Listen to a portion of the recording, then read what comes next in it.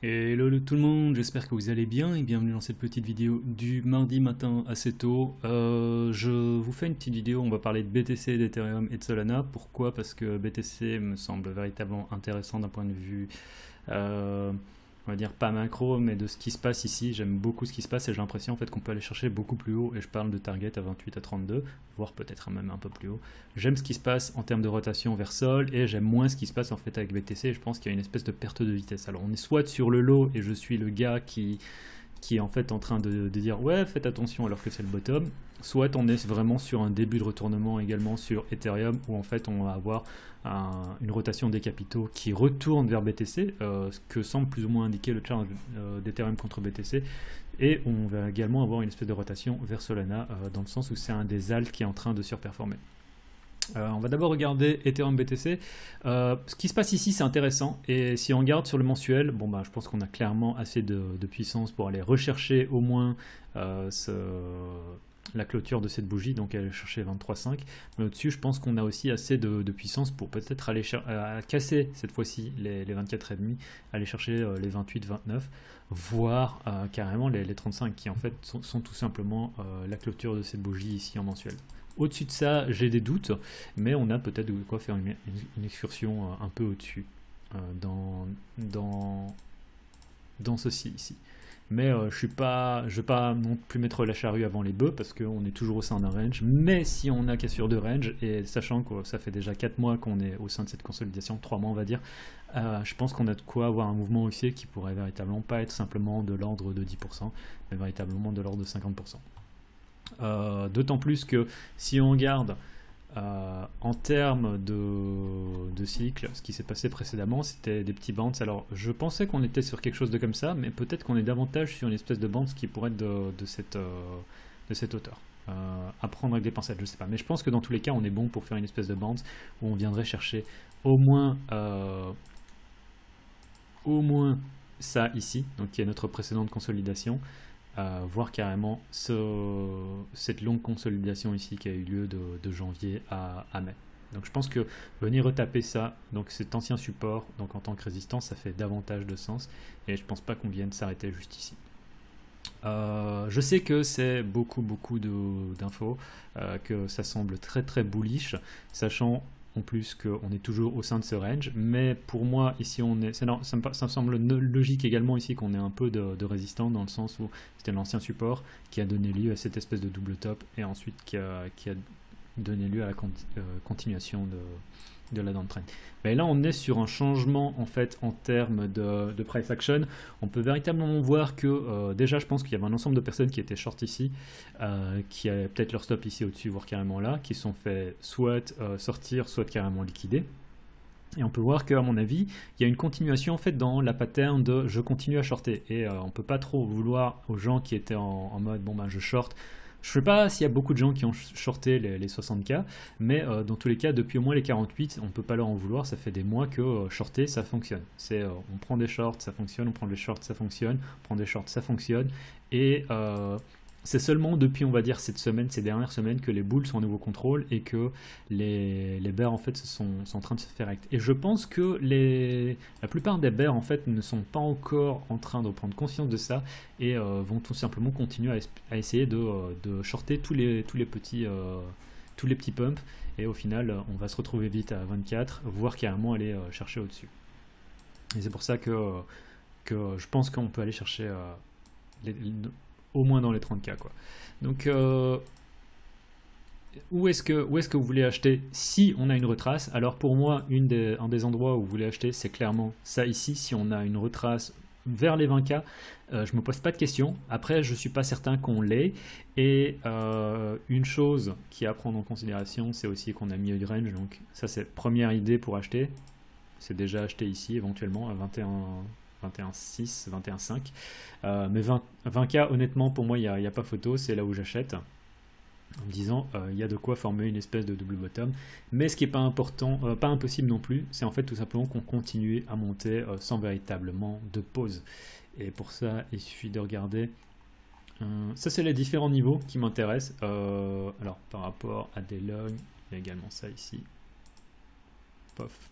Donc ça fait des niveaux qui sont pas super sexy, mais en attendant, on peut voir qu'on a quand même pas mal de niveaux de défense avant de revenir justement chercher dans cette consolidation en 20K. C'est ce qui me fait dire qu'en fait on a peut-être on est peut-être passé à côté en fait de l'opportunité déjà, et que le seul retrace qu'on aura c'était aux alentours de milieu de range, qui est également quoi, qui est également ici cette ancienne résistance qu'on va retester peut-être en tant que support, peut-être.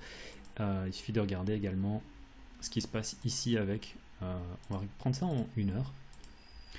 Pour le moment, tous les gens qui veulent prendre des shorts aussi, pour moi c'est suicidaire, dans le sens où on a une petite trendline qui est quand même assez bien définie, et je pense qu'on peut éventuellement prendre des longs sur la trendline. Si on commence à se trader en dessous, qu'on a une cassure, qu'on fait un retest, honnêtement il y a de quoi prendre des shorts, et c'est un peu ce qui s'est passé sur Ethereum BTC, on va en parler dans quelques instants. Mais dans tous les cas, quelle que soit l'échelle de temps, en fait je suis assez chaud sur Bitcoin, et tant qu'on ne casse pas la trendline, pour moi il n'y a pas de short, ça me semble totalement dangereux, mais acheter 21.6 et la zone des 20K, en fait c'est véritablement pour moi ce qu'il faut faire. Ethereum BTC, en fait Ethereum BTC dernièrement on a eu quoi? Bah, c'est bien, j'en ai encore 1 heure, on a eu ça. Et ça peut paraître con, hein, mais ça aussi c'est un changement au niveau des comportements. Dans le sens où on a une petite uptrend, on a eu un premier push, un retest, un deuxième push, on est repassé sous la droite de tendance, on a retesté en fait aussi la structure ici, un petit pump, et en fait qui a donné lieu à un gros dump. Si on regarde aussi d'un point de vue, alors weekly c'est un peu tôt pour le dire, mais si en weekly en fait on clôture à l'intérieur du range, ce serait pas positif, on est en début de semaine donc ça va, mais d'un point de vue daily on est déjà sur quelque chose où on a réintégré le range, ce que j'aime pas en termes de niveau. Après en termes de structure on est toujours sur sommet, creux, sommet plus haut, creux, peut-être qu'on est en train de faire ça. Donc peut-être que je suis l'imbécile qui est en mode ouais, Ethereum faites attention alors que c'est le bottom, en fait on va continuer. Peut-être, mais en attendant j'aime moyennement ça. Et après si on regarde également Ichimoku, c'est pas non plus négatif, on peut voir qu'on est sur la partie supérieure du nuage. Si on réintègre l'intérieur du nuage, là pour moi c'est un problème, et à partir de ce moment là peut-être que ça part soit en mode comme ça,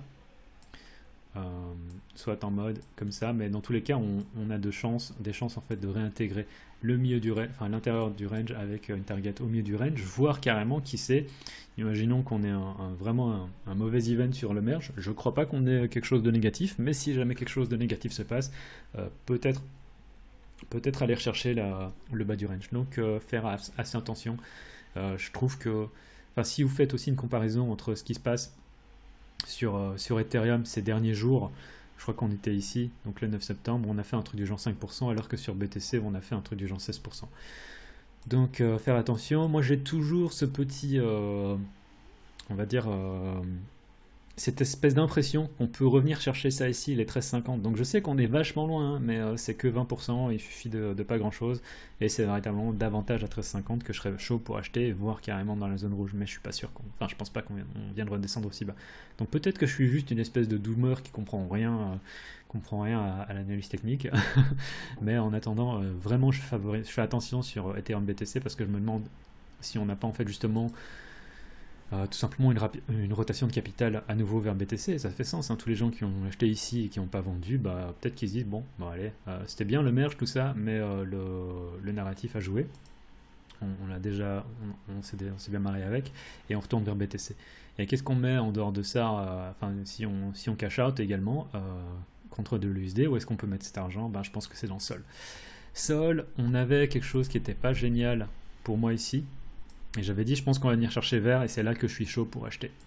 On n'a pas eu du tout ça, on a trouvé du support dans cette zone ici, pourquoi pas, qui était pas une super zone pour moi, mais bon voilà, c'est pour ça que j'ai pas acheté. On a eu en intraday plusieurs retests, premier retest, on a cassé structure de marché, donc l'idée c'était de racheter les dips, et j'ai acheté du coup ce dip ici. On peut voir que je suis déjà pas mal en profit, mais je pense que vu comment ça se passe ici, bah, je vais tout simplement ajouter à la position en me disant que Sol USD en fait peut aller chercher les 48$. Je pense qu'on va revenir chercher ces anciens sommets ici, voire aller chercher les 60, voire carrément, et là je sais qu'on parle d'un 100%, mais je pense qu'on est sur, si on a un peu de mouvement de hype, je veux dire, Si vous étiez sur le marché en fait pendant le bear market 2019, je me souviens d'un T-Rex qui avait fait un truc du genre, qui avait fait genre x4 en fait sur une espèce de double bottom. Dans le sens où à la place de, enfin je sais plus c'était quoi les valeurs, mais c'était juste insane. Et il y avait pas mal de hype aussi avec Justinson, bref, mais on n'avait pas simplement fait un x2, mais on était vraiment fait un x4. Bon, à partir de ce moment-là, ce serait un Solana à 130. J'y crois moyennement, faut pas trop déconner. Et si on arrive à 78, ce sera déjà énorme. Donc Solana, pour moi, c'est un trade vraiment à surveiller. Donc petit récapitulatif, Solana, pour moi, c'est partie des trucs sur lesquels je veux prendre position. Si on vient faire en 4 heures, si on vient encore faire un peu de retest ici dans cette zone, éventuellement ce serait bien, genre aux alentours des 37$. Le stop se mettrait en dessous des 33,5. Ethereum, je serais assez prudent parce que j'aime pas trop ce qui se passe, même si bon, si Bitcoin commence à pumper, bah, Ethereum devrait aller vers le haut aussi, mais il a l'air de plus vouloir forcément surperformer. Donc pour moi, le trade le plus intéressant, ça reste encore de rester sur BTC et sur Solana. Donc partager entre donc l'actif principal avec un alt, c'est ces deux trades là pour moi pour le moment. Voilà, c'est tout pour la vidéo d'aujourd'hui. C'était court, mais je pense que c'était bien. J'ai bien condensé le truc. Allez, c'était tout pour cette semaine. C'était grave. Tchuss.